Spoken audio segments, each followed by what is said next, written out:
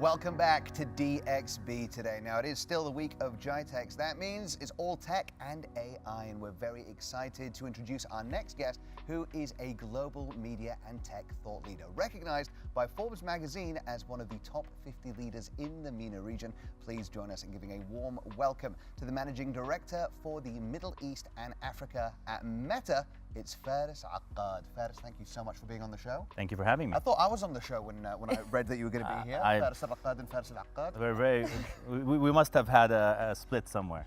Now, I am very excited that you're here because I'm a big fan of the Meta Quest. I had the Meta Quest, I had the Meta Quest 2, and I'm excited for all the Meta Quests coming. Is there anything that we can be excited about in the world of VR and Meta? Absolutely, there's a lot of stuff that we can be excited about. So first of all, speaking of Meta Quest, we announced a new Quest device that is smaller, lighter, faster, but most excitingly cheaper. So under $300, which, as you know. Now you're talking my language. Yeah, I mean, look, I think the key to this is accessibility. You know, our point is to connect the world, and that's not some of the world, that's all of the world. And the goal is to bring it to a price point that is available to most, if not all people. And I think the journey of trying to bring that price down is very essential. And it's very easy to do stuff that is complicated but expensive.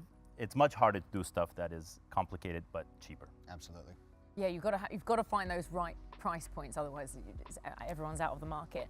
I'm really interested to know about Meta Connect, and where is Meta heading in terms of innovation? Because I mean, you guys just never stop. Do you ever sleep? Well, it's a very competitive world, yeah. And it's an exciting world. Like Meta Connect, for those of you who don't know, is our event where we announce all of our kind of big announcements, big development, and the roadmap for the next year. It happened to have had take place last week, and there's some very exciting announcements. We spoke about the Quest. I think the most exciting, the piece that stole the show is Orion, which is our hologram glasses. They basically look like glasses, but you can project hyper-realistic holograms that you can interact with. You can have multiple screens. You're able to play games with someone in somewhere else in the world. It's powered by AI. You're able to engage with it, interact with it. It can look at buildings, shapes, boats, and tell you, what you're looking at.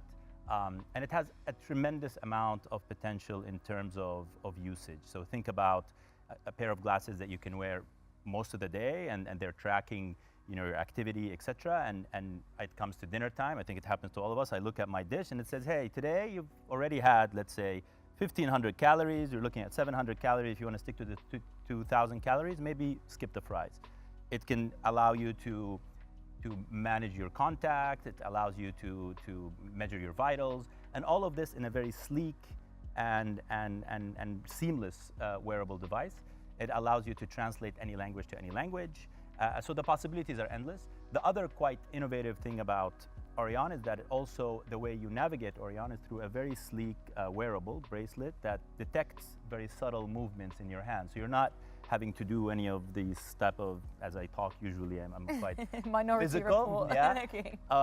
But also, you can be very, very subtle in how you manage it and seamlessly be able to engage. The previous guest mentioned doing this on the plane, where imagine doing this on the plane, but with subtle finger movements. The Orion was definitely my favorite part of the presentation. It's very much out of a science fiction movie. It's ballistic what you can do with it, and super, super exciting technology. How long did it take you guys to sort of come up with the prototype that you showed at the conference? So Orion has been in the work for, I would say, about 10 years. Wow. It's been tagged Project Orion for about 5 years. So these things are very complicated to do at a commercial level, right? Maybe you could do these things. I think many of you might have seen the Mark interview, hyper-realistic with Les Freeman, etc. But those things exist from a technology standpoint, but to bring them out to the public at an affordable price is where the complexity really lies. And to see this demo live was mind-blowing. Mind-blowing for everybody. I had the pleasure to see it, and it's really a step change in human interaction. Yeah. I think that's still a little while away, but I think you also have the Meta glasses with partnership with Ray-Ban. And honestly speaking, those are my favorite gadget of this year. I went ahead and bought them the day they were released. They are such a pleasure to use. They don't feel techy at all, which is the best thing about them. They are fantastic. They are stylish, and Luxottica has done a fantastic job in Ray-Ban, the other company, and now they're coming out in other brands as well. But the beauty of them is that, you know, I've used them also in the summer, and even when I'm not actively using the AI or not actively, they're just perfectly good sunglasses. They have the right weight, they have the right style. An add feature that you can go live, you can WhatsApp, you can have WhatsApp calls, you can share your experiences with others, and they have built-in AI. I can ask it questions, it plays music, I can take calls. So it really frees you up to live your life, but adds this layer of technology that makes the world a little bit richer. Absolutely, and they look great doing it as well, considering we've got a very similar style and There fashion. you go, yeah. You guys are twinning. I like your style. And you guys are definitely twinning. But Faris, you know, the technology is already so advanced with the launch of Orion. Like, it's mind-blowing what you guys have come out with, right? But how will it evolve? You know, where do you go from here? The ceiling is already so high that you guys have already hit the ball out the park. Where do you go from here? So look, the beauty of Orion or our approach to AI in general is that we're going with an open source approach. Open source means that anybody can develop for our platform. And being a free AI operating system that is available for all levels, so you can develop at a mobile phone or you can develop at a supercomputer, and anybody is open to develop. The creativity from our experience comes from the ecosystem. So people ask me all the time, we were talking before the show, like, how do you keep up? I don't have to be the expert on how to use creatively our apps. I think the goal is to provide the infrastructure and the platform for the community to start developing for it. So I think you're going to see some really creative applications and uses developed by the users all around the world, leveraging this technology. The development of this technology is very complicated and costly, but once you have the ability, let's say, to speak in one language and the other person hears you in another language, you can imagine the scope of potential for what that happens. We've seen tremendous uses in the educational sector.